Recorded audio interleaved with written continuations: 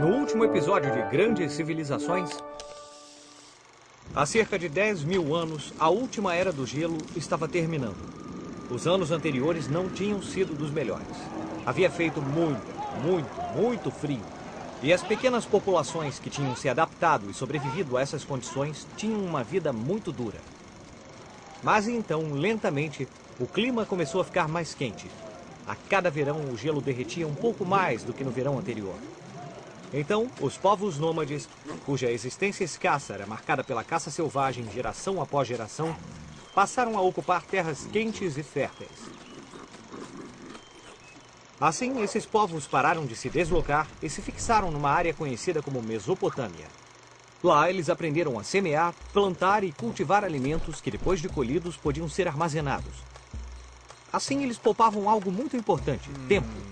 Sem se preocuparem com a sobrevivência, agora os povos da Mesopotâmia poderiam pensar em outras coisas, como, por exemplo, em maneiras ainda melhores para domesticar animais, plantar e obter ainda mais comida. Da Mesopotâmia, o mundo ocidental expandiu-se por toda a bacia quente e fértil do mar Mediterrâneo.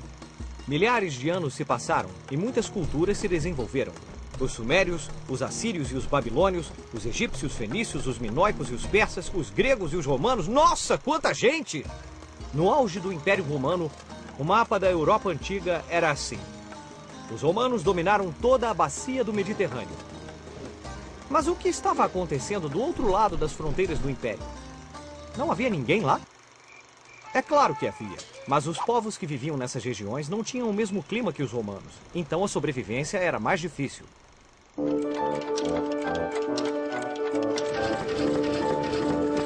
Grandes civilizações.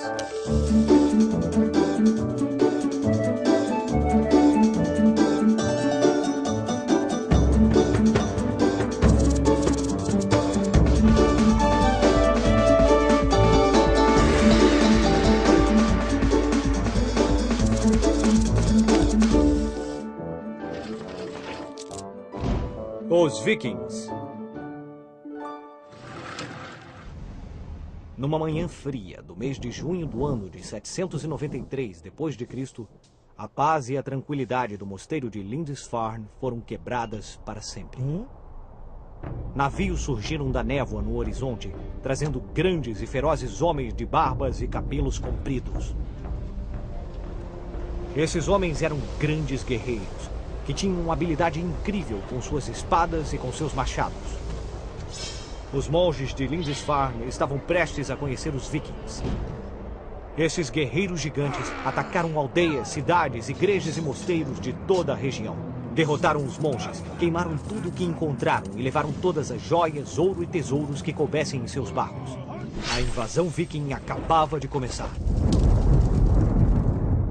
O ataque a Lindisfarne foi uma das primeiras invasões vikings na Europa, e muitas outras aconteceriam a partir desse momento. Um ano depois do ataque a Lindisfarne, os vikings destruíram os mosteiros de Jarrow e Monkwearmouth, na costa da Inglaterra, e saquearam o mosteiro de Inishbofin, na Irlanda. Em 844, eles apareceram na Espanha e atacaram Sevilha. Paris e Bordeaux seriam as próximas. Então, depois de atacar a costa leste da Península Ibérica, partiram do Mediterrâneo e atacaram Toscana, na Itália. Esse foi o início da Era Viking, que durou 3 séculos. Um momento em que grande parte da Europa vivia com medo desses guerreiros violentos. Guerreiros violentos. Os Vikings. Os guerreiros vikings vieram da Escandinávia, um lugar frio e difícil de viver no norte da Europa. A vida nessas regiões era muito dura, porque o inverno era longo e havia poucas terras boas para a agricultura. Isso significava que, para sobreviver, os vikings passavam os dias plantando e procurando alimentos e lenha para o aquecimento. Por isso, passaram a consumir peixe, alimento de subsistência encontrado o ano todo. Os vikings tornaram-se excelentes pescadores e rapidamente passaram a enfrentar outras criaturas do Mar do Norte.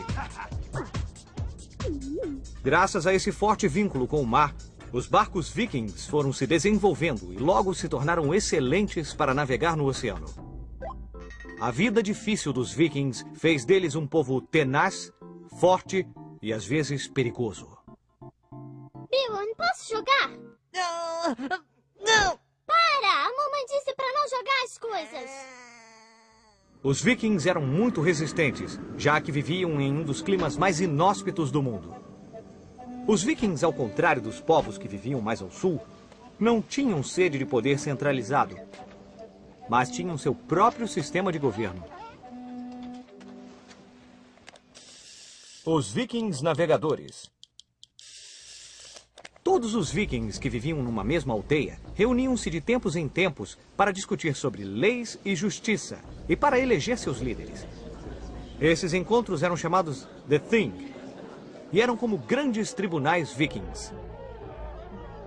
Lá, qualquer homem livre poderia fazer queixas ou resolver pendências. Nesse ponto, as pessoas discutiriam e decidiriam sobre possíveis soluções ou punições. Às vezes, essas punições significavam que os criminosos tinham que morrer ou ser mandados para o exílio, banidos da comunidade.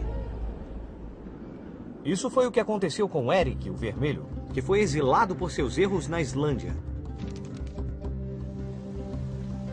Como a maioria dos vikings, Eric era muito cabeça dura. Não! Não! Me recuso a admitir que estou errado. Assim, Eric foi sozinho em busca de uma nova terra onde pudesse viver. Depois de muito velejar, chegou a uma terra onde não encontrou ninguém. Ele a explorou durante 3 longos anos. Então ele decidiu voltar para a Islândia e descreveu o lugar como Terra Verde. E aí, já adivinhou? Isso, a Groenlândia. No ano de 985, Eric o Vermelho conseguiu convencer muitas pessoas a irem com ele para esse lugar. Assim formaram a primeira colônia permanente de europeus na Groenlândia. Leif Erikson, filho de Eric o Ruivo, era tão cabeça dura quanto o pai. Não! Não! Eu não! Leif também herdou do pai a paixão pela aventura e pela exploração. Leif partiu da Groenlândia para o oeste e atingiu outra terra maravilhosa. Alguns estudiosos acreditam que quando chegou, encontrou algumas uvas e ele chamou o lugar de Terra das Uvas, ou Vinlândia. Sem saber, Leif Erikson atingiu a América do Norte e foi o primeiro europeu a estabelecer uma colônia nessas terras que algumas pessoas acreditam ser a Ilha de Terra Nova. Ragnarok, a batalha final.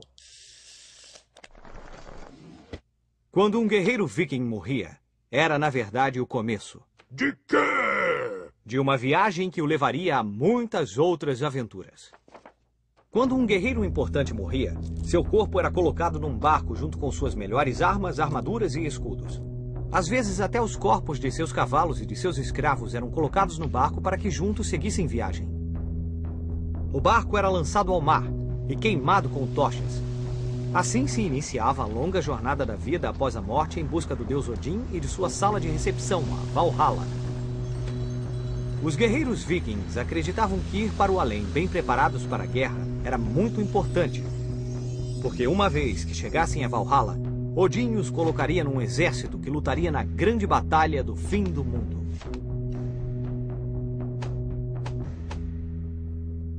Os vikings acreditavam que seria fatal essa batalha pelo controle do mundo, travada por gigantes, monstros e poderosos deuses.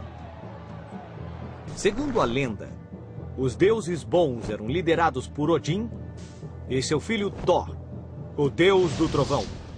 Na última batalha do fim do mundo, eles haviam lutado contra as forças do mal. Essa batalha é conhecida como Ragnarok.